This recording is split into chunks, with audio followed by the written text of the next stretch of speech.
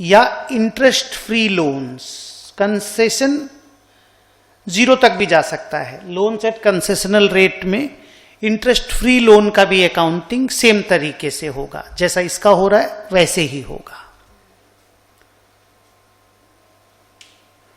Amended terms का ही तो entry करवा के दिया ना ये वाला बच्चा, देख, bond account debit loss to capital to premium,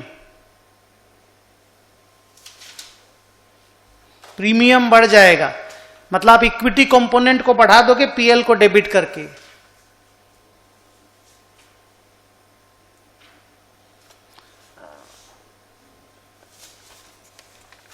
अभी एक बार इसको स्टार्ट करने दो।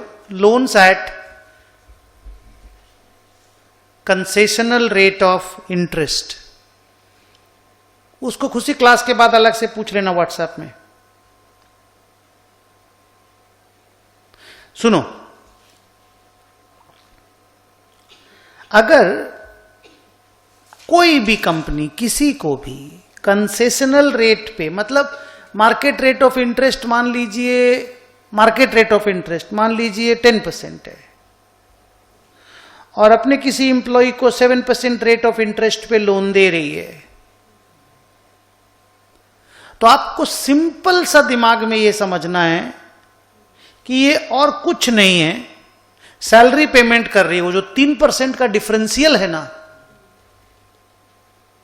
कंपनी आपको 7% इंटरेस्ट से, मान लीजिए आप मेरे इंप्लॉई हैं, हम कंपनी हैं, हम नॉर्मली ये लोन किसी भी और को देते तो 10% ब्याज लेते, आपसे 7% ले रहे हैं। तो ये जो डिफरेंस है ना, ये सैलरी पेमेंट है, ये रिवॉर्ड है, इंप्लॉई को रिवॉर्ड दे रहे हैं हम। तो इंप्लॉई का रिवॉर्ड, बोनस, सैलरी, यही सब तो होता है ना। तो it is nothing but a prepaid salary या prepaid employee benefit expense.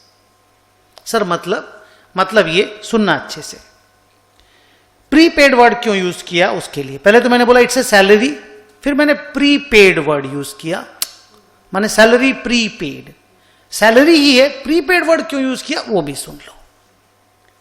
मान लो आपको मैंने एक लोन दिया 4 लाख रुपया का, आप मुझे 3 साल के बाद लौटाओगे,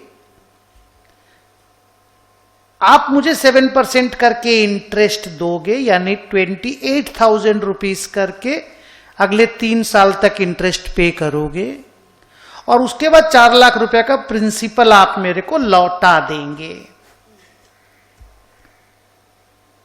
हम आपको आज 4 लाख का लोन दे दिए, तो मेरी बुक में टू बैंक आ गया 4 lakh,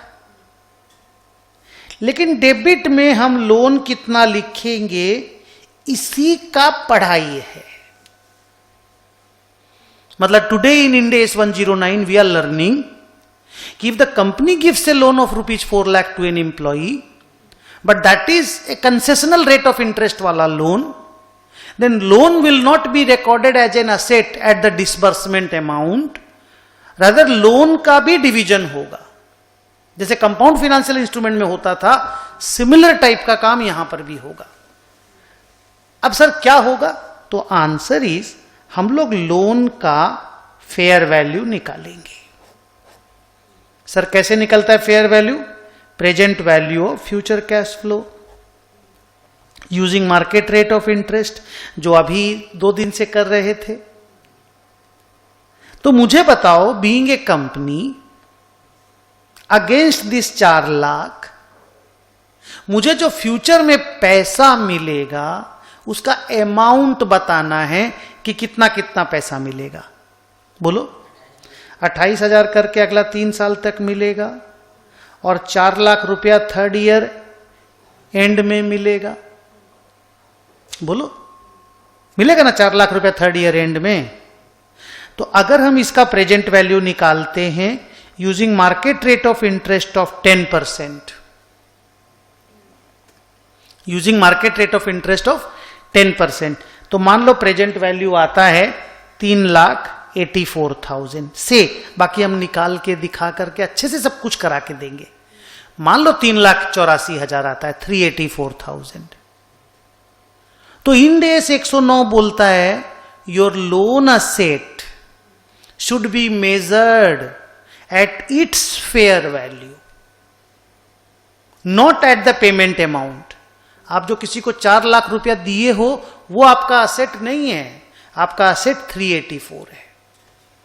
your loan asset should be measured at the loan asset का fair value, because it's a financial asset, it should be measured at its fair value, it should be measured at its fair value. तो बोला फिर भाई company ने तो 16,000 extra दिया है, फिर 4 लाख का लोन है, हम तो 4 लाख पेमेंट किए हैं, पर आप बोलते हो बुक्स में 384 लिखने देंगे, तो बाकी 16,000 हम कहां लिखेंगे? तो बाकी 16,000 इज माई प्रीपेड सैलरी।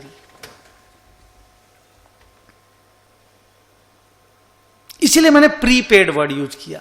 पहले मैं सैलरी बोला, फिर प्रीपेड वर्ड क्यों यूज करना पड़ा मुझे? क्योंकि मैं पहले से पेमेंट कर रहा हूं। तो my first journal entry will be my loan asset account debit 384, my prepaid expense account debit 16,000 to my bank account 4 lakh. So institute का इंड AS 109 में बोलना है कि अगर आप इंटरेस्ट फ्री लोन दे रहे हैं तो जो पहले अकाउंटिंग होता था, जितने का लोन होता था उतना ही आप लोन में लिख देते थे, नहीं चलेगा। आपको लोन का फेयर वैल्यू पता करना पड़ेगा, और लोन का फेयर वैल्यू और एक्चुअल जो आपने पेमेंट किया है उसका डिफरेंस पता करना पड़ेगा। Loan will be recorded at the loan का फेयर वैल्यू, माने financial asset will be recorded at the loan का फेयर वैल्यू। एक्स्ट्रा पेमेंट का क्या नाम देना है, वो आप क्यों पेमेंट किए हैं, ये पर्सन टू पर्सन वेरी करेगा। अगर आप इंप्लॉई को पैसा दिए हैं तो वो सैलरी माना जाएगा। क्लियर?